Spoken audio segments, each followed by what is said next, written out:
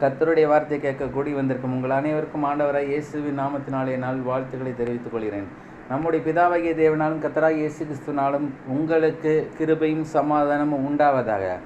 கடந்த வாரம் நாம் பார்த்த செய்தியின் தலைப்பு என்னவென்றால், சிலுவை முக்கியமா இயேசு முக்கியமா என்ற தலைப்பின் கீழ் நாம் தேவனுடைய வார்த்தையை பார்த்தோம். சிலுவை முக்கியமா இயேசு முக்கியமா?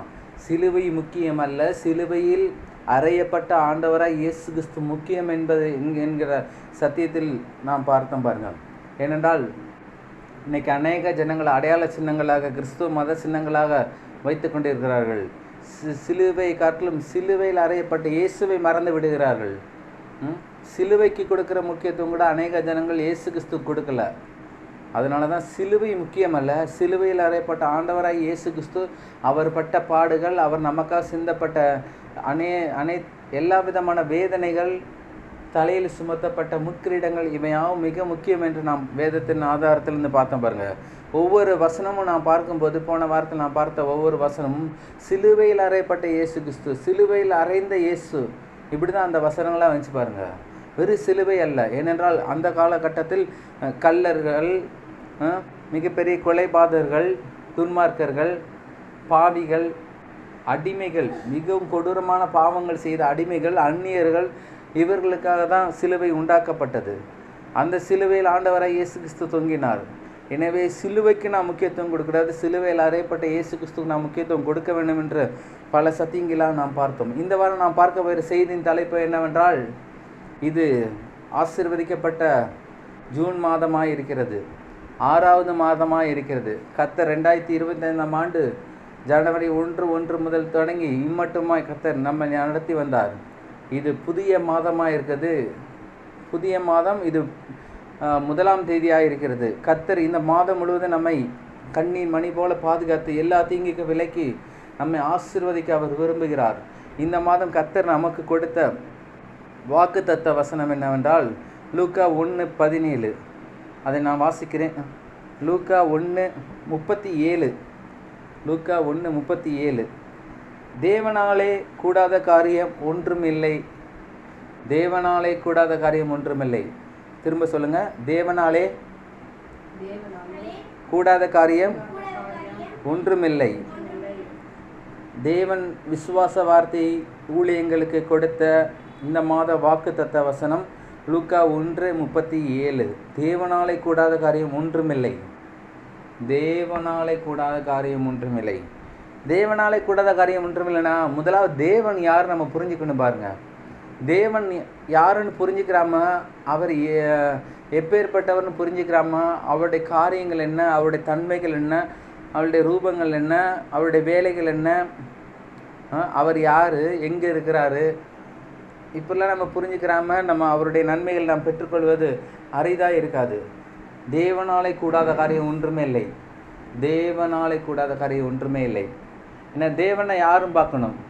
தேவன்னா அனாதியாக இருக்கிறவர், அனாதியாக இருக்கிறவர், ஆதி முதலாக இருக்கிறவர், ஆதி முதலாக இருக்கிற தேவன் உலகத் தோற்றத்துக்கு முன்பதாகவே இருக்கிறார் என்று வேத வசனம் சொல்லுகிறது. உலகத் தோற்றத்துக்கு முன்பதாகவே, இந்த உலகங்கள்லாம் உண்டாவதற்கு முன்பதாகவே தேவன் இருக்கிறார். உலகங்கள்லாம் உண்டாவதற்கு முன்னாடி நாம் நினைக்கிறோம், நம்முடைய மாம்சியமான சுய புத்தியில் நம்ம என்ன நினைக்கிறோன்னா, உலகங்கள் தோன்ற பிற்பாடு தான் தேவன் தோன்றினார் என்று. இல்லைங்க, உலகத் தோற்றத்துக்கு முன்னே அப்படின்னு ஒரு இடத்துல வசனம் வருது பாருங்கள். உலகத் தோற்றத்துக்கு முன்னே. இன்னும் உங்களுக்கு தெளிவாக சொல்லப்படுதுன்னா, இந்த உலகத் தோற்றத்துக்கு முன்னே காட்டிலும் சிருஷ்டிப்புகள், நீங்கள் உங்கள் கண்களால் பார்க்கிற சிருஷ்டிப்புகள், சூரியன், சந்திரன், நட்சத்திரம், கிரகங்கள், பால்வெளி அண்டங்கள் மற்றும் நம் கண்களால் காணக்கூடிய இந்த கடல், சூரிய சந்திர நட்சத்திரங்கள், மரஞ்செடி கொடிகள், காட்டு மிருகங்கள், நாட்டு மிருகங்கள் எல்லாம் உருவாக்க முன்னாடி, உண்டாக்குறதுக்கு முன்னாடி தேவன் இருந்தாருங்க. அவர் அனாதியாக உள்ள தேவன், நித்தியமான தேவன். நம்ம பாடல் பாருங்க, நித்தியமாய் தலைமுறை என்று. அதே போல் அவர் நித்தியமான தேவன். இந்த உலகமே தோன்றதுக்கு முன்னாடி அவர் இருக்கிறாருங்க. அப்பேர் பெற்ற தேவன். தேவனை நம்ம சும்மா அப்படியே நம்முடைய மூளை அறிவில் நம்ம எண்ணும்போது அவரை ஒரு விதங்களில் ஒரு லெவலில் வைக்கிறோம். நம்முடைய கற்பனைகளுக்கு எட்டாத தூரங்களில் செயல்படுகிறவர் தான் தேவன். நம்முடைய கற்பனைகளுக்கு எட்டாத தூரங்களில், நம்முடைய எண்ணங்களுக்கு எட்டாத தூரங்களில் செயல்படுகிற தேவன். நம்ம அந்த குருவி மூளையை வச்சுக்கிட்டு, இந்த சின்ன மூளையை வச்சுக்கிட்டு நம்ம ஒரு பெரிதான ஒரு லெவலில் பார்க்குறோம். கர்த்தர் சொல்ற அதை காட்டிலும் பெரிய பெரிய தேவன். தேவனை சிறிய சொரூபங்களில் அடக்க முடியாது. தேவனை சிறிய சொரூபங்களில் அடக்க முடியாது. தேவனை சிறிய விக்கிரகங்களில் அடக்க முடியாது. தேவனை சிறிய விக்கிரகங்களில் அடக்க முடியாது. ஏனென்றால் வேதத்தில் சொல்லப்பட்டிருக்கு, அவருடைய சிங்காசன பரலோகத்தில் இருக்குது, அவருடைய பாதப்படி பூமியில் இருக்குது. அப்பேற்பட்ட உன்னதமான உயரமான தேவனை எப்படி ஒரு சிறிய 5 அடி விக்கிரகத்தில் அடக்க முடியும்? வாய்ப்பே இல்லைங்க.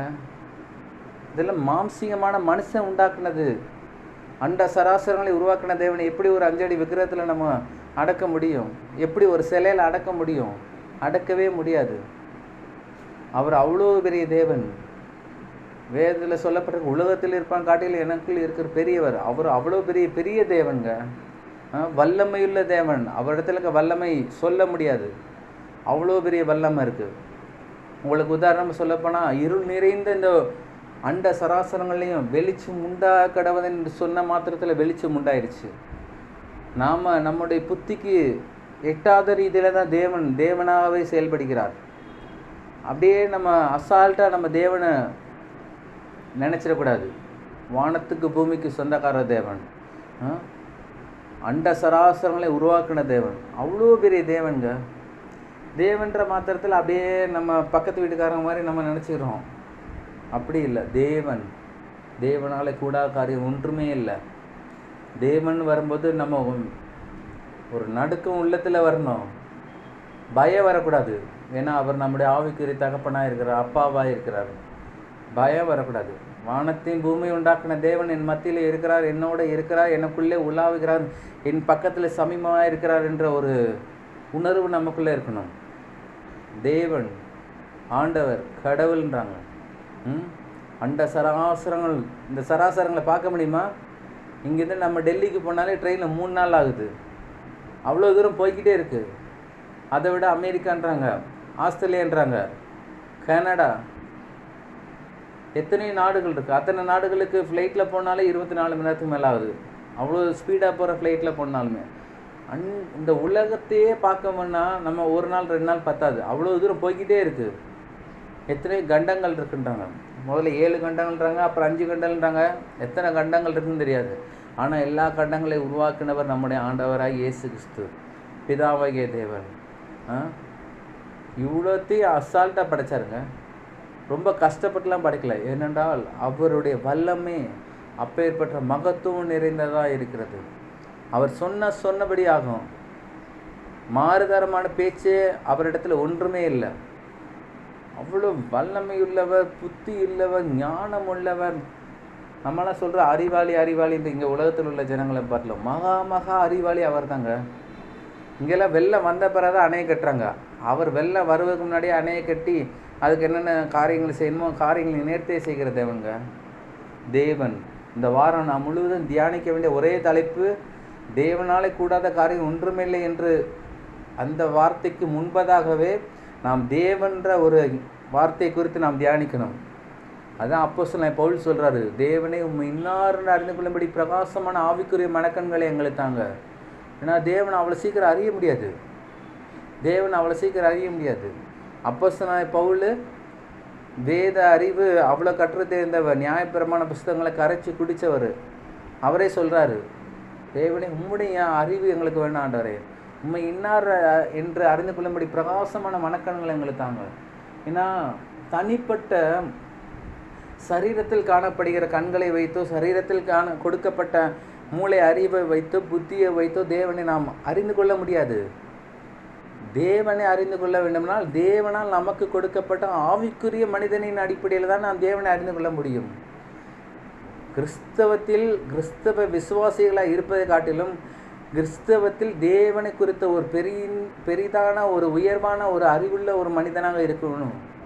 கர்த்தர் அதை தான் பார்க்குறாரு. சடங்காச்சாரமாக இயேசுவை ஏற்றுக்கொண்டவனை ஞானஸ்தானம் பெற்று அபிஷேகம் பெற்று அந்நிய பாஷை பேசுவதை காட்டிலும், மற்ற எல்லாத்தையும் காட்டிலும் தேவனை குறித்து அறிகிற அறிவில் ஒவ்வொரு நாளும் ஒவ்வொரு விசுவாசியும் நிரம்ப வேண்டும் என்று தேவன் விரும்புகிறார். அப்படி நிரம்புகிற மாத்திரத்தில் தான் தேவனுடைய வெளிப்பாடு அந்த விசுவாசி கிடைக்கிறது. இந்த பூமியில் உள்ள காரியங்களை எப்படி செவ்வையாய் கொண்டு போக வேண்டும் என்பது தேவன் அவர்களுக்கு ஞானத்தை கொடுக்கிறவராய் இருக்கிறார். தேவனை அறிகிற அறிவினால் நிரப்பப்பட வேண்டும். தேவனை குறித்த ஒரு பெரிய வெளிப்பாடினால் நாம் நிரப்பப்பட வேண்டும். அப்படி நிரப்பப்பட்டால் தான் நம்முடைய ஆசீர்வாதங்கள் எல்லாம் வரும். பாருங்க, லூக்கா 1:37 சொல்லப்பட்டிருக்கு, தேவனாலே கூடாத காரியம் ஒன்றுமே இல்லை. இது இந்த இடத்துல மட்டும் சொல்லப்படலைங்க, வேதத்தில் அநேக இடத்துல சொல்லப்பட்டிருக்கு. அதை குறித்து நாம் பார்ப்போம். பாருங்க, எரேமியா 32:17. எரேமியா 32:17 வாசிக்கிறேன். கர்த்தராகிய ஆண்டவரே, இதோ தேவரீர் உம்முடைய மகாபலத்தினாலும் நீட்டப்பட்ட உம்முடைய புயத்தினாலும் அனைத்தையும் பூமியை உண்டாக்கினீர். உம்மாலே செய்யக்கூடாத அதிசயமான காரியங்கள் ஒன்றுமே இல்லை.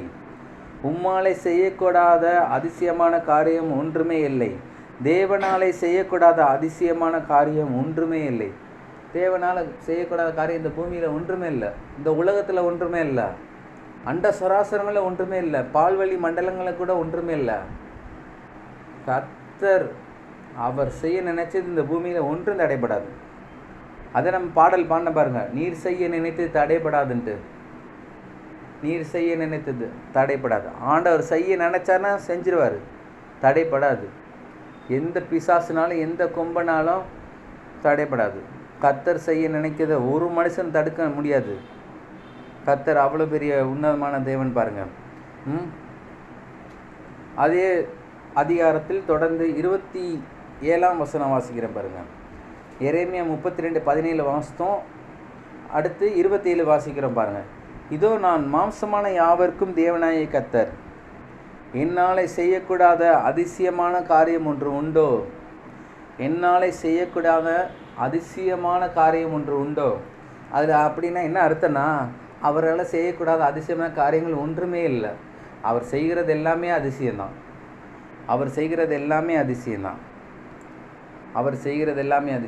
அந்த மாதிரி அவரால் செய்யக்கூடாத காரியங்கள் ஒன்றுமே இல்லை. எல்லாவற்றையும் ஞானமாய் சிருஷ்டித்திருக்கிறார், ஞானமாய் உருவாக்கி இருக்கிறார், ஞானமாய் படைத்திருக்கிறார். அவர் உண்டாக்கின ஒவ்வொரு சிருஷ்டிப்புகளும் அவரை துதிக்கின்றன என்ற வேதம் சொல்லுகிறது. அவரை துதிக்கின்றன பாருங்களேன். அவர் செய்கிற ஒவ்வொரு காரியமே அதிசயங்கள் தான். இந்த உலகம் முழுவதும் ஒரு பகுதி நிலப்பரப்பாக இருக்குது, 3 பகுதி கடலால் சூழப்பட்டிருக்கு. சாதாரண இலங்கை தீவு, சாதாரண ராமேஸ்வரம் தீவுக்கு போகும்போதே நமக்கு சுற்றிலும் தண்ணி. நம்ம நடுக்கடலில் இருக்கும்போது, நடுப்பகுதியில் நிலப்பரப்பு பகுதியில் இருக்கும்போதே, ஆனாலும் 3 பக்கமும் கடலால் சூழப்பட்டிருக்கு. சாதாரண ஒரு சுனாமி வந்ததுக்கு எத்தனையோ ஸ்டேட்டுக்கு, எத்தனையோ மாவட்டங்கள் தமிழ்நாடு பகுதியில் அழிஞ்சது பாருங்கள், கடற்கரை ஓரம். ஆனாலும் கர்த்தர் எல்லாவற்றுக்கும் ஒரு அளவுகோல் வைத்து வேத வசனம் சொல்லுகிறது, இம்மட்டு வா, மிஞ்சி வராதே, உன் அலைகளின் பெருமை எங்கே அடங்க கடவுதென்று தேவன் சொன்ன மாத்திரத்தில் எல்லா அலைகளும் கரையிலேயே முடிகிறது. எல்லா அலைகளும் எழும்பி வருகிற மாதிரி இருக்குது, ஆனாலும் கரையிலே முடிகிறது. ஏனென்றால் கர்த்தர் தம்முடைய வார்த்தையினால் சொல்லி வச்சுக்கிறாரு. அதனால் வார்த்தைக்கு கீழ்ப்படுகிறது சிருஷ்டிப்புகள். சிருஷ்டிகரை கொண்டு சிருஷ்டிப்புகள் கீழ்ப்படுகிறது. மனுஷன்தான் கீழ்ப்படிய மாட்டான். ஒவ்வொரு நாளும் காட்டு மிருகங்களும் நாட்டு மிருகங்களும் தேவனுக்கு நன்றி சொல்லுகிறவர்களாக இருக்கிறது. ஏனென்றால் அதற்கு தேவையான உணவுகளை கர்த்தர் கொடுக்கிறார். மனுஷன்தான் இன்னைக்கு தேவனை நன்றி சொல்லாமல் இருக்கிறான். மனுஷன்தான் இன்னைக்கு தேவனை வஞ்சிக்கிறவனாகவே இருக்கிறான். ஏனென்றால் தேவனை குறித்த ஒரு உயர்ந்த அறிவு இல்லை. முதலாவது தேவன் யார் என்று நமக்கு ஒரு உயர்ந்த அறிவு உண்டாகணும். ரெண்டாவது அவரால் செய்ய முடியாத காரியங்கள் ஒன்றுமே இல்லை என்று ஒரு பெரிய விசுவாசம் நமக்கு உண்டாகணும். மூன்றாவது, அவர் படைத்த படைப்புகள் அவரை கனம் செலுத்துகிறது, மகிமை செலுத்துகிறது, அவரை துதிக்கிறது, ஸ்தோத்தரிக்கிறது. காகங்கள் பாடுகிறது, குயில்கள் பாடுகிறது, அனைத்து பறவைகளும் பாடுகிறது. அவர் உண்டாக்கின மலைகள் அவரை கம்பீரித்து பாடுகிறது. மலைகள் வேத வசனத்தில் சொல்லப்பட்டிருக்கு பார்த்தீங்களா? இந்த கல்லுகள் அவரை ஸ்தோத்தரிக்கும், அவருக்கு துதிக்கும் என்ற வேத வசனம் சொல்லப்பட்டிருக்கு பாருங்க. என்ன, எப்பொழுதுமே நமக்குள்ள ஒரு பெரிய வெளிப்பாடு உண்டாகணும். தேவன்னா யாருன்ட்டு அசால்ட்டாக நினச்சிடக்கூடாது. தேவன்னா சாதாரண ஒரு பெரிய அதிகாரி வரும்போதே நம்ம ரொம்ப கவனமாக ஞானமாக செயல்படுகிறோம். அண்ட சராசரங்களை உருவாக்கின தேவன், அவருடைய சமூகத்தில் நாம் போகும்போது, அவருடைய பிரசன்னத்துக்குள்ளாக போகும்போது நாம் எப்பேற்பட்டவர்களாக இருக்க வேண்டும்? ரொம்ப வெளிப்பாடு உள்ளவர்களாக இருக்க வேண்டும். கர்த்தர் அதை தான் பார்க்கிறாரு. எப்போதுமே ஞானம் உள்ளவர்களாக இருக்கணும், அறிவுள்ளவர்களாக இருக்கணும். மார்க் 10:27 திருப்பி கொள்வோம். மார்க் 10:27.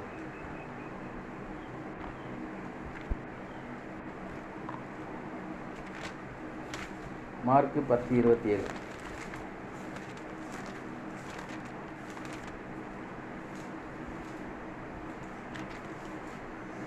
இயேசு அவர்களை பார்த்து, மனுஷரால் இது கூடாதுதான், தேவனால் இது கூடாததல்ல, தேவனாலே எல்லாம் கூடும் என்றார்.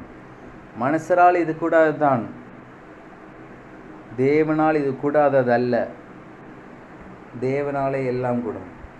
தேவனால் கூடாத காரியம் ஒன்றுமே இல்லைங்க. தேவனால் கூடாத காரியம் ஒன்றுமே இல்லை.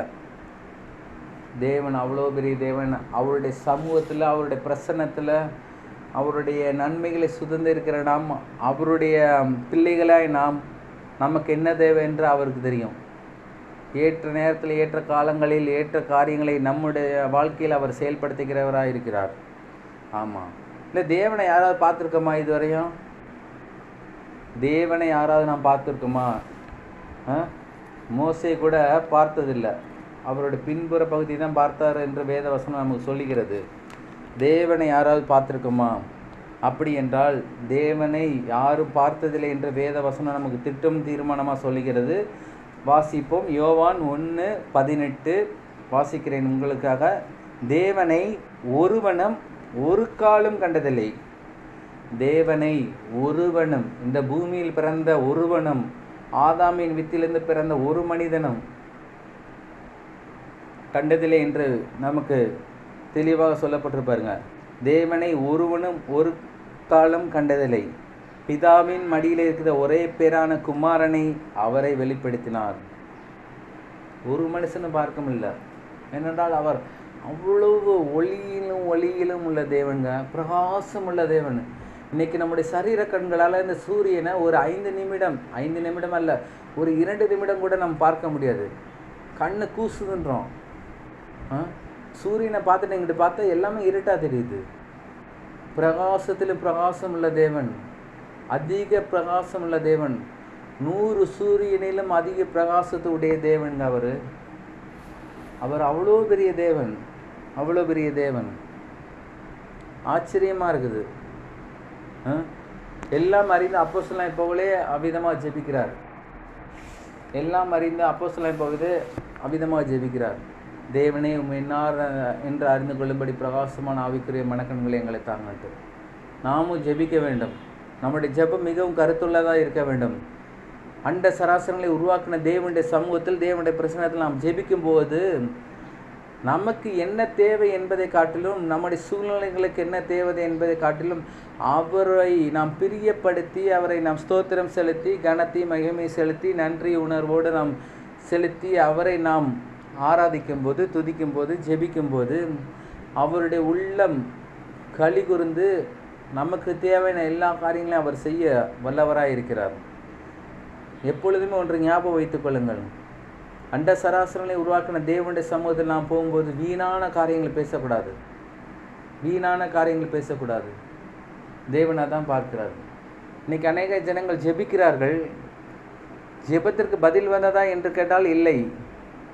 நாங்கள் ஜெபிச்சு வைப்போம், ஆண்டவர் எப்போயாவது அந்த ஜெபத்தை கேட்பார். அப்போ பதில் வரும். அப்படி இல்லைங்க. நாம் ஜெபிப்பதற்கு முன்பதாகவே, நாம் முழங்கால் படிவதற்கு முன்பதாகவே நம்முடைய ஜெபங்கள் இன்னதென்று அவர் நன்கு அறிந்திருக்கிறவராக இருக்கிறார். நம்முடைய தேவைகள் என்ன, எப்போ ஸ்கூல் ஃபீஸ் கட்டணும், எப்போ காலேஜ் ஃபீஸ் கட்டணும், எப்போ இஎம்ஐ கட்டணும், எப்போ வீட்டு வாடகை கட்டணும், எப்போ இந்த கடன் பிரச்சனைகளை மாற்றணும், எப்போ பேங்க்கில் வச்சுக்க நகை திருப்பணும், எல்லாவற்றையும் அவர் நன்கு அறிந்திருக்கிறவராக இருக்கிறார். எனவே இந்த கடன் பிரச்சனைகளை காட்டிலும் நம்ம போய் அவருடைய ஜெபத்தில் நம்ம கொட்டுவதை காட்டிலும் அவரை ஸ்தோத்தரித்து உயர்த்தி நல்ல ஸ்தோத்திரம் நிறைந்த பாடல்களை பாடும்போது அவர் மிகவும் களி கூர்ந்து நம்முடைய தேவைகளை சந்திக்கிறவராக இருக்கிறார். நல்லா புரிஞ்சுக்கணும், தேவனா யார், அவரை நம்ம எப்படி நெருங்கி கிட்டி சேர முடியும், அவருடைய பிரியம் எப்பொழுது நம்ம மத்தியில் வரும், அவருடைய நன்மைகள் எப்பொழுது நம்மை கிட்டி சேரும், எல்லாம் புரிஞ்சு வச்சுக்கணும். பாருங்கள், என்ன, தேவனை ஒருபோதும் ஒருவரும் கண்டதில்லை, தேவனை ஒருபோதும் ஒருவரும் கண்டதில்லை. அப்படி இருந்து நாம் ஜெபிக்கிறோம். எப்படி ஜெபிக்கிறோம், எதற்காக ஜெபிக்கிறோம், ஜெபிச்சா எப்படி பதில் வருகிறது? எல்லாம் கல்வாரி சிலுவையில் அறையப்பட்ட ஆண்டவராய் இயேசு கிறிஸ்து, எல்லாம் கல்வாரி சிலுவையில் அறையப்பட்ட ஆண்டவராய் இயேசு கிறிஸ்து. தேவனை பிரியப்படுத்தலாமா? அண்ட சராசரங்களை உருவாக்கின தேவனை பிரியப்படுத்தலாமா? அப்படின்னா வேத வசன திட்டமும் தீர்மானமாக சொல்லுகிறது பிரியப்படுத்தலாம் என்று. தேவனை பிரியப்படுத்துறது எப்படிங்க பிரியப்படுத்த முடியும்? ஆச்சரியமாக இருக்குல்ல. தேவனே பிரியப்படுத்த முடியுமா? அப்படின்னா பிரியப்படுத்தலாம். அதுக்கு வசன ஆதாரம் சொல்லப்பட்டிருக்கு பாருங்க.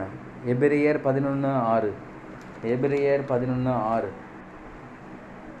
விசுவாசம் இல்லாமல் தேவனுக்கு பிரியமாய் இருப்பது கூடாத காரியம்.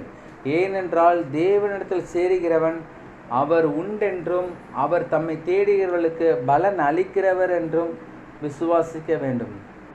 முதலாம் பகுதியை திரும்ப வாசிக்கிறேன். விசுவாசம் இல்லாமல் தேவனுக்கு பிரியமாய் இருப்பது கூடாத காரியம். விசுவாசம் இல்லாமல், ரோமர் 10 சொல்லப்பட்டிருக்கு, விசுவாசம் கேள்வியினால் வரும், கேள்வி தேவனுடைய வார்த்தையினால் வரும். அதாவது இந்த வேதாகமத்தில் உள்ள ஒவ்வொரு வசனங்களையும் நாம் வாசித்து தியானித்து நாம் ஜெபிக்கும் போது நமக்குள்ள விசுவாசம் உண்டாகுது. இந்த விசுவாசத்தின் அடிப்படையில் தான் நாம் தேவனை பிரியப்படுத்த முடியும் என்று வேதவசனம் நமக்கு திட்டம் தீர்மானமாக சொல்லுகிறது. எனவே நன்கு புரிஞ்சு வச்சுக்கணும், விசுவாசம்தான் தேவனை கிட்டி சேருவது, தேவனுடைய சமூகத்தில் நெருங்கி சேருவது, தேவனுடைய நன்மைகளையும் பலாபலங்களையும் நாம் பெற்று அனுபவிப்பதற்கு தேவனுடைய அருளும் தேவனுடைய ஒத்தாசையும் தேவனுடைய தயவும் தேவனுடைய நற்கருணை நமக்கு கிட்டி சேருவதற்கு விசுவாசம் மிக மிக முக்கியமானதாக இருக்கிறது. கிறிஸ்தவ ஜீவியத்தில் மிகவும் முக்கியமானது விசுவாசம். பாருங்கள், அதான் அதில் சொல்லப்பட்டிருக்கு, விசுவாசம் இல்லாமல் தேவனுக்கு பிரியமாக இருப்பது கூடாத காரியம். தேவனுடைய பிரியம் ஒரு மனிதனத்தில் வந்துச்சுனால் தேவனுடைய எல்லா நன்மைகளும் ஆதாரம் அந்த குடும்பத்துக்கு, அந்த தனிப்பட்ட மனிதனுக்கு வந்து சேரும். தேவனுடைய பிரியம். நம்முடைய முற்பிதாக்களை எடுத்துக்கொள்ளுங்கள். அவர்கள் யாவரும் தேவனுடைய சமூகத்தில் காலங்களை செலவிட்டார்கள். ஆபிரகாம் தேவனுடைய சத்தத்தை கேட்டார், ஈசாக்கு தேவனுடைய சத்தத்தை கேட்டார், யாக்கோபு தேவனுடைய சத்தத்தை கேட்டார், யோசேப்பு தேவனுடைய சத்தத்தை கேட்டார், மோசே இஸ்ரவேல் ஜனங்களை மீட்டெடுத்து வழி நடத்தும் போது தேவனுடைய சத்தத்தை அனுதினம் கேட்கிறவராக இருந்தார். தாவீது கேட்டார். சாலமோனுடைய தேவாலயங்கள் எப்படி கட்டப்பட வேண்டும் என்பது தேவனுடைய சத்தத்தை கேட்டார். அதன்படி தான் செயல்பட்டார். நம்முடைய முற்பிதாக்கள் வேதத்தில் சொல்லப்பட்ட சம்பவங்களில் அனைவரும் அதற்கு பிற்பாடு 12 அப்போஸ்தலரும் தேவனுடைய சத்தத்தை கேட்டார்கள். நாமும் தேவனுடைய சத்தத்தை கேட்க வேண்டும். தேவனுடைய வார்த்தை கீழ்ப்படிய வேண்டும். தேவனுடைய வார்த்தை கீழ்ப்படியும் போது தான் தேவனுடைய விசுவாசம் நம்முடைய பங்காக மாறுகிறது. தேவனுடைய விசுவாசம் நம்முடைய பங்காக மாறும்போது தேவனுக்கு பிரியமாக இருக்க நேரிடுகிறது. இன்னைக்கு மத சடங்காச்சாரத்தின் அடிப்படையில் நாம் ஒவ்வொரு ஞாயிற்றுக்கிழமை வேத பைபிளை நம்ம எடுத்துகிட்டு போயிட்டு வரக்கூடாதுங்க. ஒவ்வொரு நாளும் நாம் வீட்டில் தேவனுடைய வசனங்களை நாம் தியானிக்கிறவர்களாக இருக்க வேண்டும். தேவனுடைய வார்த்தைகளை நாம் கேட்கிறவர்களாக இருக்க வேண்டும். விசுவாசம் ஒரே நாளில் வளர்ந்துடாது, வளர்ச்சி அடையாது. நம்முடைய மனதில் ஆவிக்குரிய மனிதன் நாளுக்கு நாள் விருத்தி அடைய வேண்டும். அவன் விசுவாசத்தில் வல்லவனாக வேண்டும். தேவனுக்கு பிரியமாய் நடக்க வேண்டுமென்றால் விசுவாசத்தை நாலு நாள் வளர்ச்சியடைய செய்ய வேண்டும். எப்படி விசுவாசத்தில் நாளுக்கு நாள் விருத்தி அடைவது அப்படின்னு பார்த்தா, தேவனுடைய வசனங்களை ஆவிக்குரிய மனிதன் ஒவ்வொரு நாளும் உட்கொள்ள வேண்டும். விசுவாசமான வாக்குத்தத்தங்களை எடுத்து, விசுவாசமான வார்த்தைகளை எடுத்து நாம் ஒவ்வொரு நாளும் நாம் எடுத்து தியானிக்கும்போது அதை குறித்து நாம் வெளிப்பாடோடு ஜெபிக்கும்போது நம்முடைய வாழ்க்கையில் விசுவாசம் வளர்ச்சி அடைகிறதா இருக்கிறது.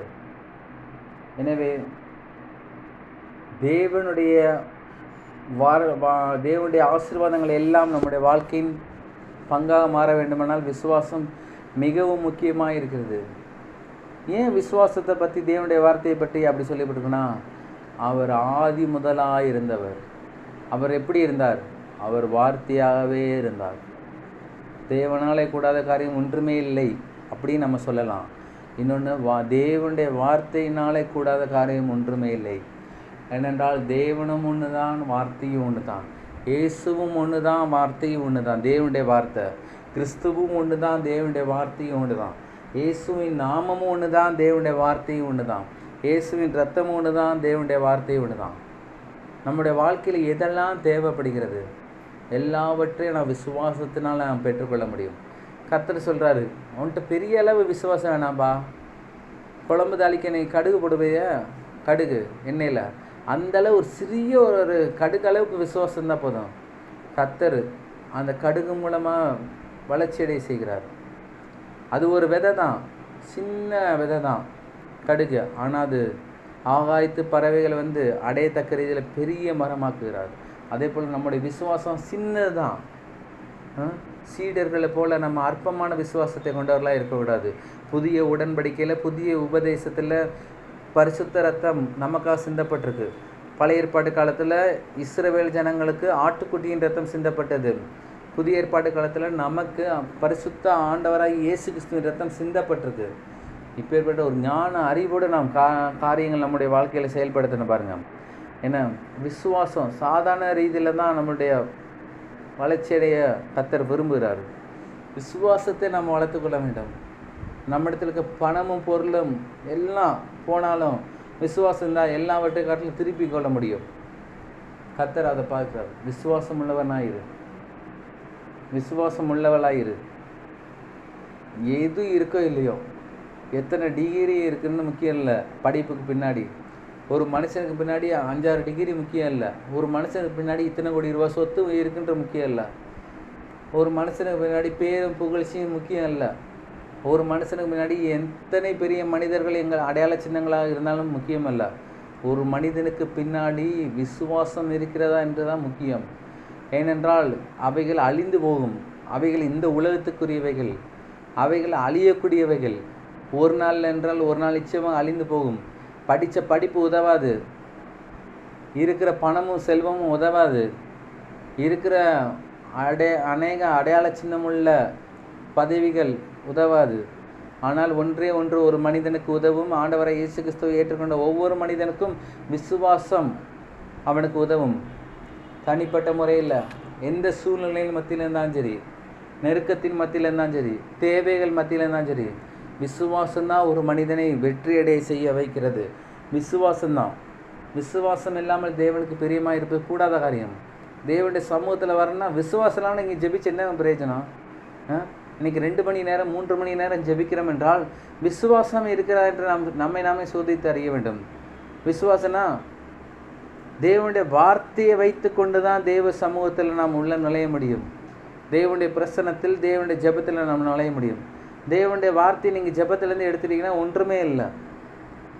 நாம் நமக்காக ஜெபிப்பதை காட்டிலும், நம்முடைய தேவைகளுக்காக ஜெபிப்பதை காட்டிலும், நம்முடைய சூழ்நிலைக்காக ஜெபிப்பதை காட்டிலும் வேதத்தில் சொல்லப்பட்ட மகத்துவம் நிறைந்த வல்லமையுள்ள விசுவாசமான வாக்கு தத்தங்களை எடுத்து நாம் அறிக்கையிட்டு நாம் ஜெபிப்போமானால் அந்த வாக்கு தத்தங்களில் சொல்லப்பட்ட வார்த்தைகள் நமக்கு ஒரு நாள் உலக பிரகாரமாக பலிக்க ஆரம்பிக்கும்.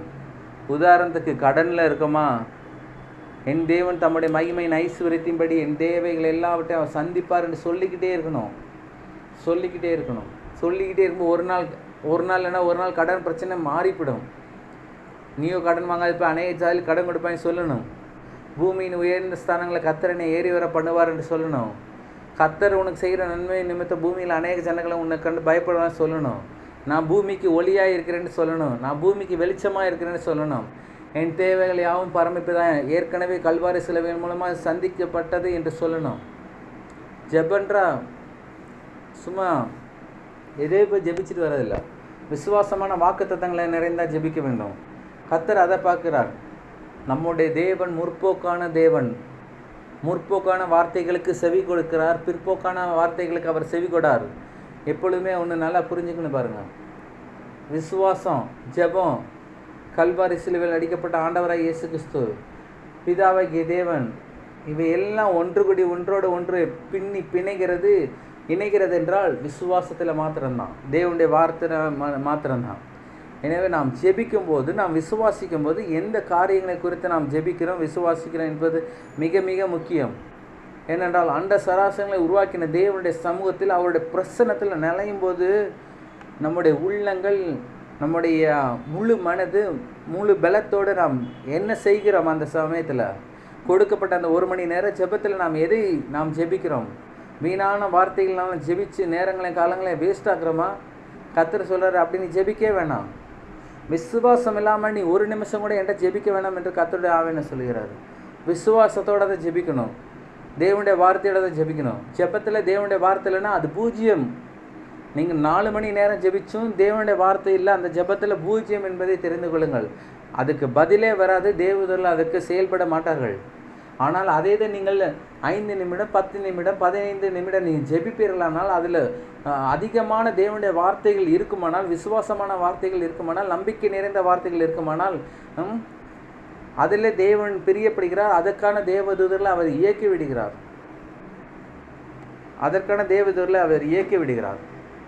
அதில் தான் அவர் பிரியப்படுகிறவராக இருக்கிறார். இன்றைக்கி அநேக ஜெபங்களுக்கு பதில் இல்லைங்க. பதில் இல்லை. நாம் அப்படி இருக்கக்கூடாது. நாம் ஞானம் உள்ளவர்களாக இருக்கணும். அதுக்கு தான் கர்த்தர் நம்முடைய சபைக்கு கர்த்தர் கொடுக்குற சபையின் கொடுத்த கர்த்தர் தலைப்பு என்னவென்றால் விசுவாச வார்த்தை ஊழியங்கள். விசுவாச வார்த்தை எது இருக்கோ இல்லையா, விசுவாச வார்த்தை இருக்கணும், நம்பிக்கையான வார்த்தை இருக்கணும், தேவனுடைய வார்த்தை இருக்கணும். ஒரு மனிதனுக்கு தேவனுடைய வார்த்தை தான் கட்டி எழுப்பக்கூடியதாக இருக்கிறது. நாம் கொடுக்குற பணத்தை காட்டிலும், நாம் கொடுக்குற மற்ற எல்லா காரியங்களை காட்டிலும் தேவனுடைய வார்த்தை தான் அவனை உயர்த்த வல்லமை உள்ளதாக இருக்கிறது. எனவே தான் சுவிசேஷம் அறிவிப்பது என்பது மிக மிக சுலபம். கல்வாரி சிலுவையில் அடிக்கப்பட்ட ஆண்டவராய் இயேசு கிறிஸ்துவை உயர்த்தி காண்பிப்பது, அவருடைய வார்த்தையின் மேன்மைகளை நாம் சொல்லுவது மிக மிக எளிது. ஆத்தும அறுவடை செய்வது மிக மிக எளிது. நாம் யாரெல்லாம் பார்க்குறோம், பஸ்ஸில், ட்ரெயினில் போகும்போது, வரும்போது, மற்ற இடங்களில் நாம் இருக்கும்போது தேவனுடைய வார்த்தையை நாம் அவர்களுக்குள்ள விதைப்பது மிக மிக எளிது. ஏனென்றால் அவர்களுடைய இருதயங்களில் பல்வேறு விதமான குழப்பமான மனநிலையோடு தான் ஒவ்வொரு ஜனங்கள் இருக்காங்க. இன்றைக்கி வெளியில் சிரிச்சிக்கிட்டு இருப்பாங்க, ஆனால் உள்ளே அழுதுகிட்டு இருப்பாங்க. வெளியில் சிரிச்சிக்கிட்டு இருப்பாங்க, ஆனால் உள்ள பெரிய வியாதியினால் கஷ்டப்பட்டு இருப்பாங்க. நமக்கு தெரியாது. ஆனால் நாம் ஏற்ற சூழ்நிலையில், ஏற்ற நேரத்தில் வேதத்தில் சொல்லப்பட்டிருப்பாங்க. ஏற்ற காலத்தில் சொன்ன வார்த்தைகள் வெள்ளித்தட்டில் வைக்கப்பட்டுள்ள பொற்பழங்களுக்கு சமானம் என்று. அதுபோல் நம்ம அவர்களுக்கு தேவையான வார்த்தையை ஆவியான நம்மளோட இருதயத்திலிருந்து பேசுவார், விசுவாசத்தோடு. எனவே நாம் ரொம்ப ஞானமுள்ளவர்களாக இருக்கணும், ரொம்ப தெளிவுள்ளவர்களாக இருக்கணும். கிறிஸ்துவை ஏற்றுக்கொண்டது வேறு, கிறிஸ்துவையே நாம் ஆதாரமாக கொள்வது என்பது வேறு. சடங்காச்சாரத்தின்படி நாம் தேவனுடைய சமூகத்தில் நாம் உள்ள நுழைய முடியாது. தேவன் இன்னார், அவரால் செய்யக்கூடாத காரியங்கள் ஒன்றுமே இல்லை. வேதம் முழுவதும் அவருடைய சம்பவங்களில், அவருடைய கதைகளில் சொல்லப்பட்டிருக்கு. ஆபிரகாம் 100 வயதாகும்போது கர்த்தர் குழந்தை கொடுத்தார். அதெல்லாம் நம்பவே முடியாதுங்க. வாய்ப்பே இல்லாத இடத்துல வாய்ப்பை உருவாக்குறார், வழியே இல்லாத இடத்துல வழியை உருவாக்குறார், சூழ்நிலையே இல்லையா அந்த இடத்த சூழ்நிலையை உருவாக்குறார். இஸ்ரவேல் ஜனங்களுக்கு முன்னாடி செங்கடல் இருக்குது, சிவந்த சமுத்திரத்தை கர்த்தர் பிளக்க வைக்கிறார், வானத்திலேருந்து மண்ணாவை கொட்ட வைக்கிறார். எந்த ஒரு மனுஷனும் 30 லட்சம் ஜனங்களுக்கு தினந்தோறும் சாப்பாடு போட முடியாது. அண்ட சராசரங்களை உருவாக்கின தேவன் ஒருவரால் தான் முடியும். 30 லட்சம் ஜனங்களுக்கு அதிகமான உள்ள ஜனங்களுக்கு அசைவ உணவு கொடுக்க முடியாது. தேவன் ஒருவர் மாத்திரம்தான் கொடுக்க முடியும், காடைகளை அனுப்பி. 30 லட்சம் ஜனங்களுக்கு தேவையான தண்ணீர் எவ்வளவு? கொஞ்சமா நஞ்சமா? ஒரு ஆறே பத்தாது இன்னைக்கு. அவ்வளவுத்தையும் கர்த்தர் அவருடைய மகிமையின் வல்லமையினால் இஸ்ரவேல் ஜனங்களை அற்புதமாய் சந்தித்து வழி நடத்தினார். அவருடைய அற்புதங்களை எழுத போனால் அந்த உலகம் கொள்ளாது.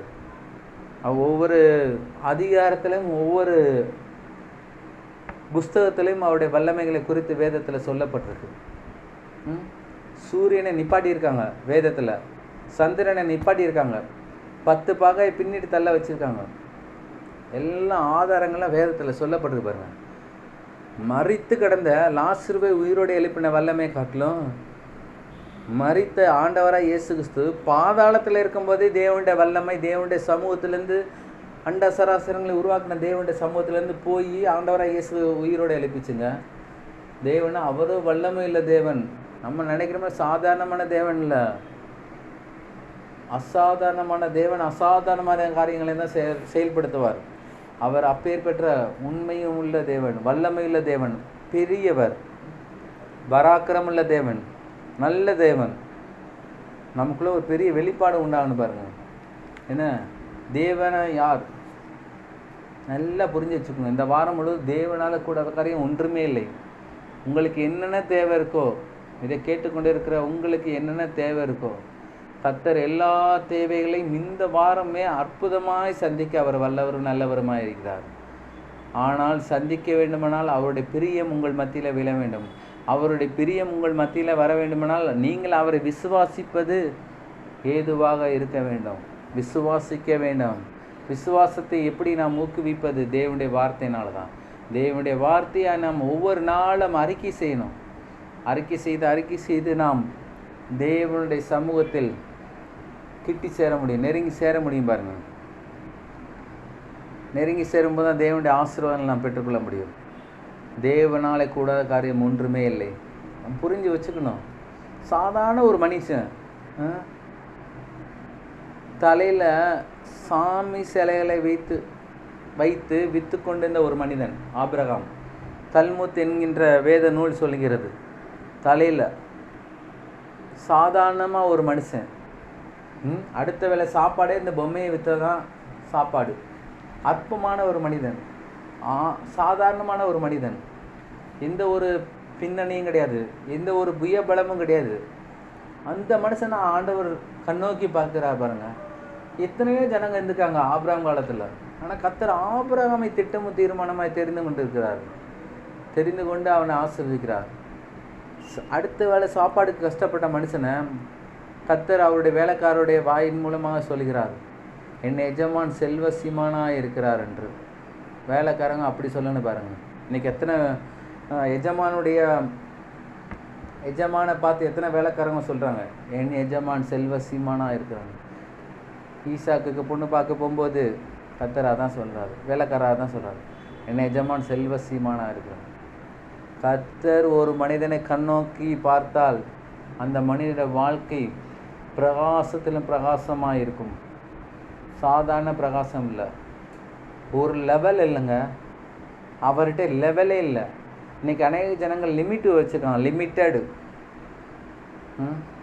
சில கம்பெனி பேரை பாருங்கள், ஹிந்துஸ்தான் ப்ரைவேட் லிமிட்டட்னு வச்சுருக்காங்க. ஆனால் கர்த்தர் சொல்கிறார், நம்முடைய எல்லா வாழ்க்கையிலும் அன்லிமிட்டெட், எல்லையில்லாத ஆசீர்வாதம், எல்லையில்லாத பெருக்கம், எல்லையில்லாத சுகம், எல்லையில்லாத நீடிய வாழ்வு, எல்லையில்லாத ஐஸ்வர்யம், எல்லையில்லாத பெருமை கர்த்தர் கனம் நம்ம கொடுக்குறார். எல்லையே இல்லை. தேவன் நம்மை ஆசீர்வதிப்பதற்கு எல்லை இல்லை. உங்களுடைய மனதில் எல்லை இருக்கக்கூடாது. முதல்ல எனக்கு இவ்வளோ லட்சங்கள் இருந்தால் போது நான் இந்த உலகத்தில் ஜெயிச்சிருவேன், இந்த உலகத்தில் ஆசீர்வாதமாக வாழ்ந்துருவேன், அது இல்லைங்க. எல்லையே இல்லாத ஆசீர்வாதம் கர்த்தர் கட்டளை அடிக்கிறார். எல்லையே இல்லை. கர்த்தர் நம்மை ஆசீர்வதிப்பதற்கு எல்லை இல்லை. ஆனால் அந்த ஆசீர்வாதத்தை பெற்றுக்கொள்ளுக்கு நம்முடைய மனதில் நாம் எல்லை போட்டு வச்சுக்கூடாது. எல்லை இல்லாமல் இருக்கணும். ஏனென்றால் எப்பொழுதும் விஸ்தாலமான காரியங்களை நோக்கி பார்க்க வேண்டும். விஸ்தாலமான காரியங்களை நாம் தியானிக்கிறவர்களாக இருக்க வேண்டும். பெரிதான காரியங்களை கர்த்தருடைய சமூகத்தில் நாம் எதிர்பார்க்க வேண்டும். அவர் சின்ன தேவன் இல்லைங்க. இன்றைக்கி அநேக ஜனங்கள் 5000 ரூபாய்க்காக போய் 5 மணி நேரம் ஜெபிச்சுட்டு இருக்காங்க.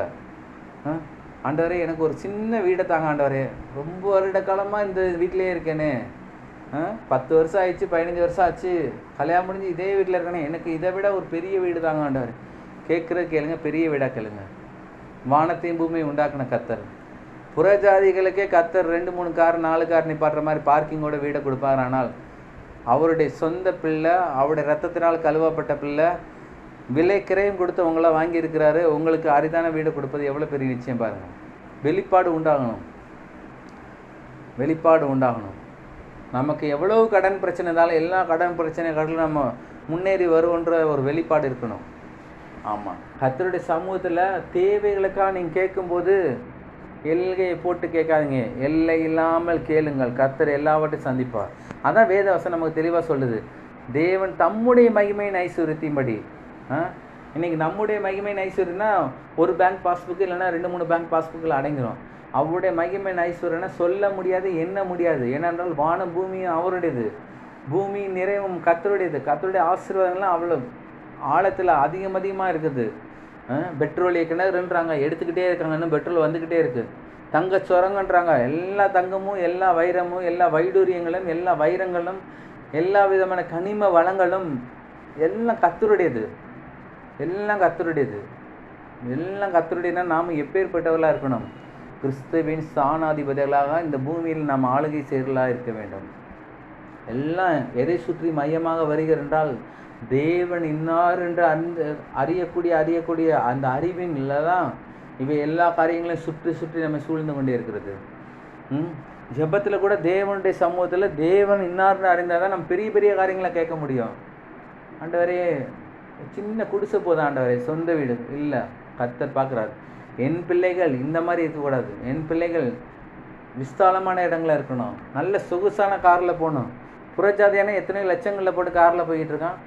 இயேசுவை ஏற்றுக்கொண்டு அட்டை தரித்திரத்தில் இருந்துட்டு கவர்மெண்ட் பஸ்ஸு பிங்க் கலர் பஸ்ஸுக்கு எதிர்பார்த்துட்டு இருக்கிறது தேவனுக்கு பிரியம் இல்லைங்க. நேராக போகணும், டாக்ஸி புக் பண்ணணும், போய்கிட்டே இருக்கணும் ஸ்பாட்டுக்கு.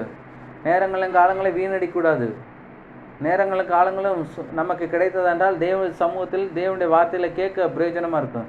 அதை விட்டுவிட்டு பஸ்ஸுக்கு 1 மணி நேரம் பஸ் ஸ்டாண்டில் காற்று கிடக்கிறதும், ட்ரெயினுக்கு 1 மணி நேரம் காற்று கிடக்கிறதும், இவையெல்லாம் காலங்களில் மாறணும்.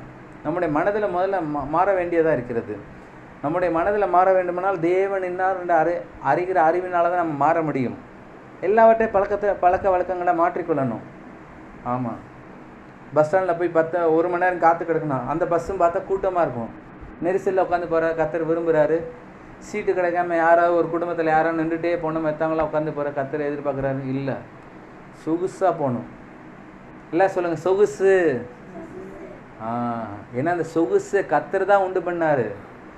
நல்ல அழகழகான சோபா, அழகழகான வீடு, அழகழகான பொருட்கள் யார் உண்டாக்குனது? பிசாசை உண்டாக்குனாரு. பிசாசு தீமையை செய்கிறவங்க, அவன்கிட்ட எந்த நன்மையை எதிர்பார்க்க முடியாது. ஆனால் வேதவசனம் நமக்கு தெளிவாக சொல்லுது, நன்மையான இந்த பூர்ணமான எந்த வரமும் பரத்திலே உண்டாகி ஜோதியின் பிதாவிடத்தில் இறங்கி வருகிறது. எல்லாம் அவரிடத்துல இருக்குது, அவரிடத்துலேருந்து நாம் பெற்றுக்கொள்கிறோம். ஏனென்றால் அவரை மகிமைப்படுத்த, அவரை கனப்படுத்த, அவரை உயர்த்த எல்லாம் அவருடைய என்று நாம் சொல்ல கர்த்தர் சொல்ல நீ சொன்னபடி ஆகும். அவர் எவ்வளோக்கு எவ்வளோ பிரியப்படுத்திக்கிறோமோ அவ்வளோக்கு எவ்வளோ அவரிடத்துலேருந்து நாம் இந்த நாளில் நன்மைகளை நாம் பெற்றுக்கொள்வோம். ரொம்ப வெளிப்பாடாக படிக்கிற பிள்ளைகளுக்கு ஞானத்தை கர்த்தர் கொடுக்குறாரு. எல்லா பிள்ளைகளும் ஃபஸ்ட் ரேங்க் எடுக்கலாம் போன வருஷம். ஆனால் இந்த வருஷம் ஸ்கூல் தொடங்கினது நான் தான் ஃபஸ்ட் ரேங்க். ஏனென்றால் தேவன் இன்னார்ந்து அறிந்து கொள்ளும்படி பிரகாசமான மனக்கண்கள் எனக்கு உண்டாயிருக்குது. நான் தான் எங்கள் அப்பா ஏசப்பா, நான் எடுக்காமல் யார் எடுக்க போகிறா? மிஸ்ஸு சொல்லித்தரது, மேடம் சொல்லித்தரது எல்லாம் என் மனசுக்குள்ளே இறங்கும். கர்த்தருடைய ஆவியானவர், ஞானத்தின் ஆவியானவர் எனக்கு வெளிப்படுத்துவார், காரியங்களை கைகூடி வர பண்ணுவார். அவங்க நடத்துகிற ஒவ்வொரு பாடத்திட்டங்களும் என்னுடைய மனதில் தங்கும். நான் நல்லா அழகாக ஹேண்ட் ரைட்டிங் எழுதுவேன், நான் விறுவிறுன்னு எழுதுவேன், எக்ஸாம் ஒவ்வொன்றும் கரெக்டாக எழுதுவேன், எந்த கேள்வியும் விட்டுட்டு வரமாட்டேன், எல்லா ஆன்சரையும் எழுதுவேன். இப்படிலாம் சில தீர்மானங்கள் நாம் எடுக்கணும். நல்ல தொழில் செய்வேன், தொழிலில் நேர்த்தியாக இருப்பேன், உண்மை உத்தமமாக இருப்பேன். அதே மாதிரி ஊழியத்தில் அப்படி தான் நேரங்களையும் காலங்களையும் கரெக்டாக நம்ம செலவிடணும்.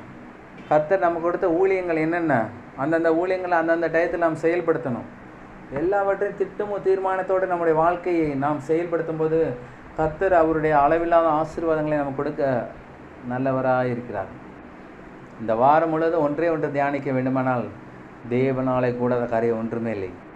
பல சூழ்நிலைகள் வரலாம், பல பிரச்சனைகள் வரலாம், பல போராட்டங்கள் வரலாம், பல நிர்பந்தமான காரியங்களை நம்முடைய காதுகளில் கேட்க நேரிடலாம். எல்லா சூழ்நிலைகளின் மத்தியிலும் தேவனாலே கூடாத காரியம் ஒன்றுமே இல்லை. ஆமாம், தேவனாலே கூடாத காரியம் ஒன்றுமே இல்லை. மரித்த லாசுரு, அடக்கம் பண்ணப்பட்ட லாசுரு, கல்லறையில் கல்லை வச்சு பூட்டி கிடக்கிற லாசுருவை கர்த்தர் உயிரோடு எழுப்ப முடிந்தால் உங்களுடைய தேவைகளை ஏமாத்திரம், உங்களுடைய சூழ்நிலைகளை ஏமாத்திரம். நீங்கள் ஜெபிச்சுக்கிற எல்லா ஜெபங்களுக்கும் கர்த்தர் பதில் கொடுக்க வேண்டுமானால் ஒன்றே ஒன்று தான், விசுவாசத்தோடு தேவனுடைய வார்த்தையை தேவனுடைய சமூகத்தில் தேவனிடத்தில் அறிக்கையிட வேண்டும். அப்படி அறிக்கையிட்டால் நாம் இந்த பூமியில் ஒரு வெற்றியில் வாழ்க்கையை வாழ முடியும். வார்த்தையும் ஒன்று, தேவனும் ஒன்று தான் பாருங்கள். எனவே தேவனை நோக்கி பார்க்கிற யாவரும், வார்த்தையை நோக்கி பார்க்கிற யாவரும் அவரிடத்திலிருந்து ஆசீர்வாதங்களை நாம் பெற்றுக்கொள்ள முடியும். நன்மையான எல்லா ஈவுகளையும் அவர் நமக்கு அருளுகிறவராக இருக்கிறார். ஒரு நன்மை கூட குறை வைக்கலங்க. 100க்கு 100 நன்மைகளை நாம் இந்த பூமியில் சுதந்திரமாக பெற்று அனுபவிக்கும்படி தான் தேவன் விரும்புகிறார். இன்றைக்கி அநேக ஜனங்கள் இருக்கிற இடத்துல இருக்க முடியாது, தேவன் விரும்பலை. இருக்கிற இடத்துல இருக்கும்படியாக விரும்பலை. இயேசுவை ஏற்றுக்கொண்டு 30 வருஷம் 40 வருஷம் தரித்திரத்திலே வாழும்படி தேவனை விரும்பவில்லை. வர வர விரித்து எழுந்து ஐஸ்வர்யத்திலே நாம் வளர்ச்சி அடைவர்களாக இருக்க வேண்டும். கர்த்தர் நம்மை ஆசீர்வதிப்பாராக. நாம் யாவரும் கர்த்தருடைய பந்திக்கு நேராக செல்வோம். நாம் யாவரும் எழுந்திருப்போம். இந்த நாளில் கர்த்தர் நம் கொடுத்த தலைப்பின் பிரகாரமாக தேவனாலே கூடாத காரியம் ஒன்றுமே இல்லை. தேவனாலே கூடாத காரியம் ஒன்றுமே இல்லை. தேவனாலே கூடாத காரியம் ஒன்றுமே இல்லை.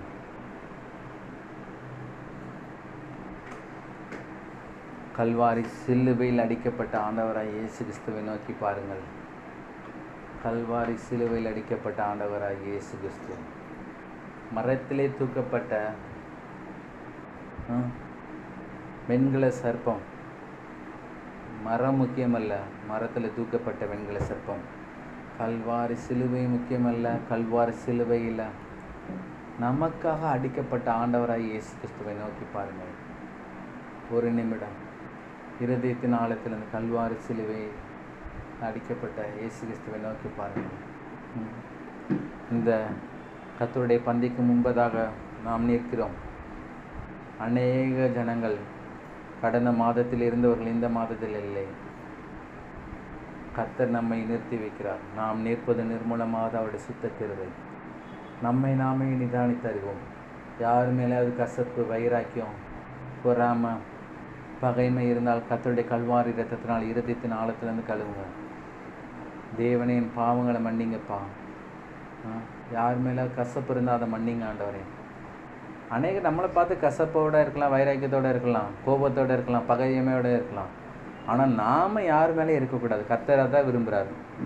மனுஷன் முகத்தை பார்க்குறான், கர்த்தரோ இருதயத்தை பார்க்குறார், நம்முடைய உள்ளத்தின் ஆழத்தை பார்க்கிறார்.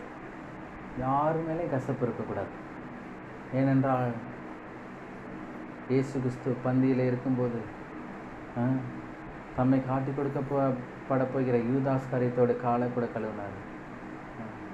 ஏனென்றால் அவர் கசப்பு இல்லை, கோபம் இல்லை. யூதாஸ் காரியத்தும் அல்ல, பிதாவாகிய தேவனுடைய அன்பு ஆண்டவரை இயேசு கிறிஸ்துக்குள்ள இருந்தனால இயேசுவே அன்பை வெளிப்படுத்தினார்.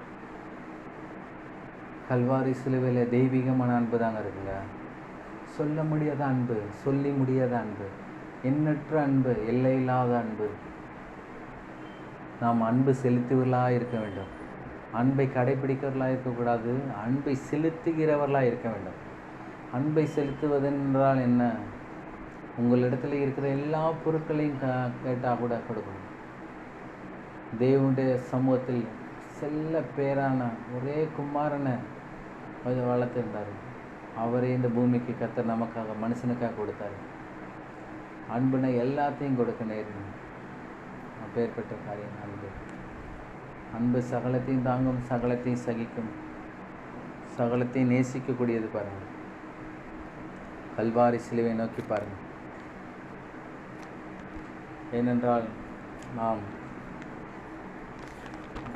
ரொம்ப தெளிவோடு கர்த்தர் நமக்கு கொடுத்த தரிசனத்தோடு கர்த்தர் நம்மளோட பேசின வார்த்தையோடு நாம் திருவிருந்தில் பங்கு பெற வேண்டும். கர்த்தர் அதை தான் விரும்புகிறார். திருவிருந்து பகுதி வசனம் 1 கொரிந்தியர் 11ஆம் அதிகாரம் 23 33 வரை வாசிக்கிறேன். இதை வாசித்து நாம் கர்த்தருடைய பந்தியில் பங்கு பெறலாம். தியானத்தோடு இருங்க. கல்வாரி சிலுவை நோக்கி பாருங்கள். உங்களுக்காக வாசிக்கிறேன். நான் உங்களுக்கு ஒப்புவித்ததை கர்த்தரிடத்தில் பெற்றுக்கொண்டேன். என்னவெனில், கர்த்தராகிய இயேசு தாம் காட்டி கொடுக்கப்பட்ட அன்று ராத்திரியிலே அப்பத்தை எடுத்து ஸ்தோத்திரம் பண்ணி அதை பிட்டு, நீங்கள் வாங்கி புசியுங்கள், இது உங்களுக்காக பிற்கப்படுகிற என்னுடைய சரீரமாயிருக்கிறது, என்னை நினைவு கூறும்படி இதை செய்யுங்கள் என்றார். போஜன பண்ணின பின்பு அவர் அந்தபடியே பாத்திரத்தையும் எடுத்து, இந்த பாத்திரம் என் இரத்தத்தினாலாகிய புதிய உடன்படிக்கையாயிருக்கிறது, நீங்கள் இதை பானம் பண்ணும் போதெல்லாம் என்னை நினைவு கூறும்படி இதை செய்யுங்கள் என்றார். ஆகையால் நீங்கள் இந்த அப்பத்தை புசித்து இந்த பாத்திரத்திலே பானம் பண்ணும் போதெல்லாம் கர்த்தர் வருமளவும் அவருடைய மரணத்தை தெரிவிக்கிறீர்கள். இப்படி இருக்க, எவன் அபாத்திரமாய் கர்த்தருடைய அப்பத்தை புசித்து அவருடைய பாத்திரத்தில் பானம் பண்ணுகிறானோ அவன் கர்த்தருடைய சரீரத்தையும் இரத்தத்தையும் குறித்து குற்றமுள்ளவனாய் இருப்பான். எந்த மனுஷனும் தன்னைத்தானே சோதித்தறிந்து இந்த அப்பத்திலே புசித்து இந்த பாத்திரத்திலே பானம் பண்ண கடவன்.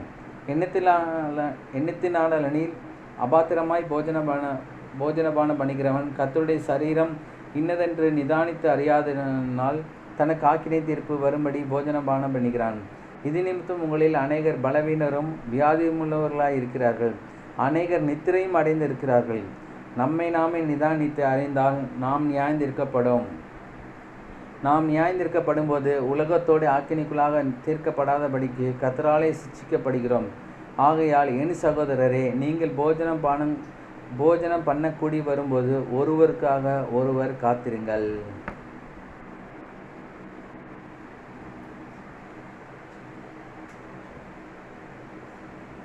இது உங்களுக்காக சொல்லப்படுகிற ஆண்டவராகிய இயேசு கிறிஸ்துவின் சரீரம்.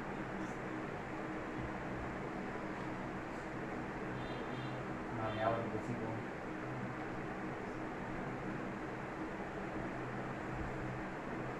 இது உங்களுக்காக சிந்தப்பட்ட பரிசுத்த ஆண்டவராகிய இயேசு கிறிஸ்துவின் திரு ரத்தம்.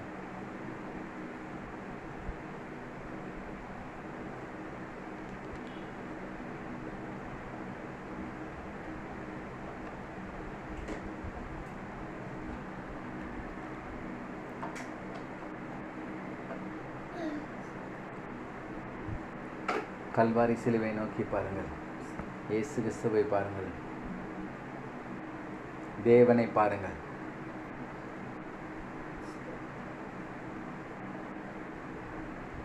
தேவனை பாருங்கள்.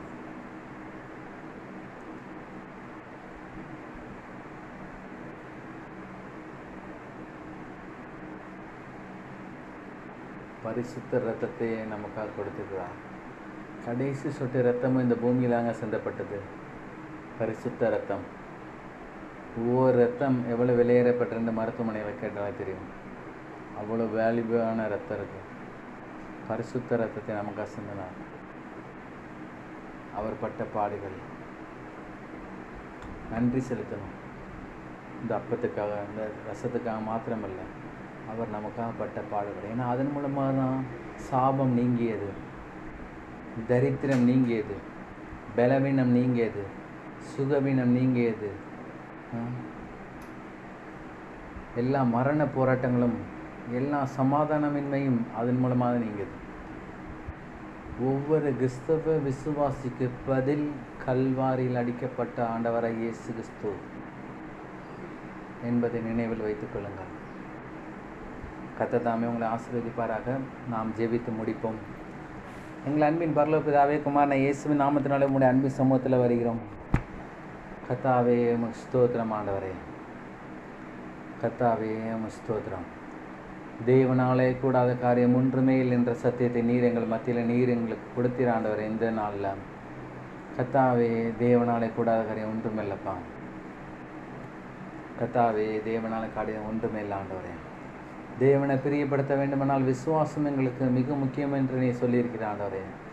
உம்முடைய பிள்ளைகளாகி நாங்கள் விசுவாசத்தோடு தேவனுடைய வார்த்தையோடு நாங்கள் ஜெபித்து கர்த்தாவே பதில்களை பெற்றுக்கொள்ள போகிறோம் வருகிற நாட்களில். கர்த்தாவே நாங்கள் ஜெபிக்கிற ஒவ்வொரு ஜெபத்துக்கும் நீர் பதில் கொடுக்க தேவனாக இருக்கிறபடியாலும் ஸ்தோத்திரம். ஜீவனுள்ள தேவனாக இருக்கிறபடியாலும் ஸ்தோத்திரம் ஆண்டவரே. தகப்பனே, அப்போஸ்தலனாகிய பவுல் ஜெபித்தது போல கர்த்தாவே தேவனே இன்னார் அறிந்து கொள்ளும்படி பிரகாசமான ஆவிக்குரிய மனக்கண்களை நீர் எங்களை தந்தருளும்படியாலும் ஸ்தோத்திரம் ஆண்டவரே. எங்களுடைய ஜெபம் கூட ஒவ்வொரு நாளும் இதுதாக இருக்கான் ஆண்டவரே. உண்மை அறிஞ்சு கொள்ளணும் ஆண்டவரே, உண்மை அறிஞ்சு கொள்ளணும். உம்முடைய ஞானத்தினால் நாங்கள் நிரப்பப்பட வேண்டும் ஆண்டவரே. உம்முடைய சித்தத்தை கேட்கிறலாய் உம்முடைய திட்டத்தையும் தீர்மானங்களை நாங்கள் கர்த்தாவை புரிந்து கொள்கிறவர்களாக இருக்கும்படியாக நாங்கள் ஜெபிக்கிறோம் ஆண்டவரே. கர்த்தாவே, நீர் எங்கள் வாழ்க்கையில் செய்ய வேண்டிய எல்லா நன்மைகளையும் செய்ய போகிறபடியாலும் ஸ்தோத்திரம் ஆண்டவரே. உம்மால் செய்யக்கூடாத காரியம் ஒன்றுமே இல்லை ஆண்டவரே. கர்த்தாவே, மனுஷரால் இது கூடாதான், தேவனால் எல்லாம் கூட ஆண்டவரே. தேவனால் எல்லாம் கூடும் என்பதற்கு ஆதாரமே கல்வாரி சிலுவைதான் ஆண்டவரே. சிலுவையில் அடிக்கப்பட்ட ஆண்டவராய் இயேசு கிறிஸ்து தான்பா.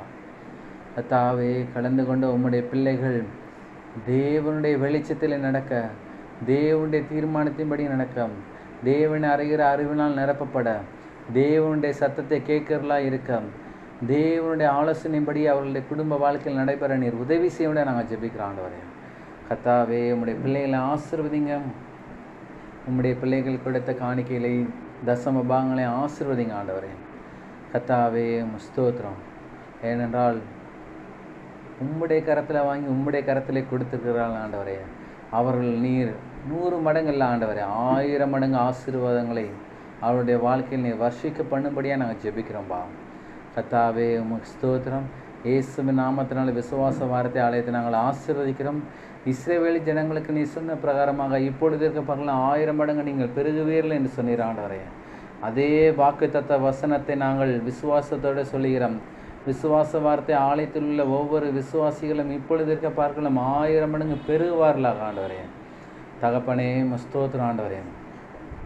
இஸ்ரவேல் ஜனங்களுக்கு வனாந்தரத்திலே காடைகளை அடித்து குவித்த தேவன் கர்த்தாவே, இந்த விசுவாச வார்த்தை ஆலயத்திலும் காடைகளை நீ கொண்டு வந்து சேர்க்க போகிறபடியாலும் ஸ்தோத்திரம் ஆண்டவரே.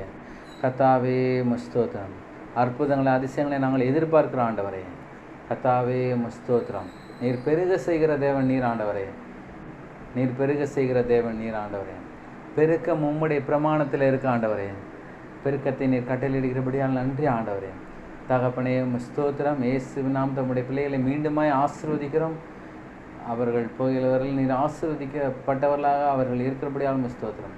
இந்த நாள் முதல் கொண்டு கர்த்தாவே, அவர்கள் ஜெபிக்கிற எல்லா ஜெபங்களுக்கும் விசுவாசத்தோடு ஜெபிக்கிற எல்லா ஜெபங்களும் நீர் பதில் கொடுக்கிறபடியாலும் ஸ்தோத்திரம்.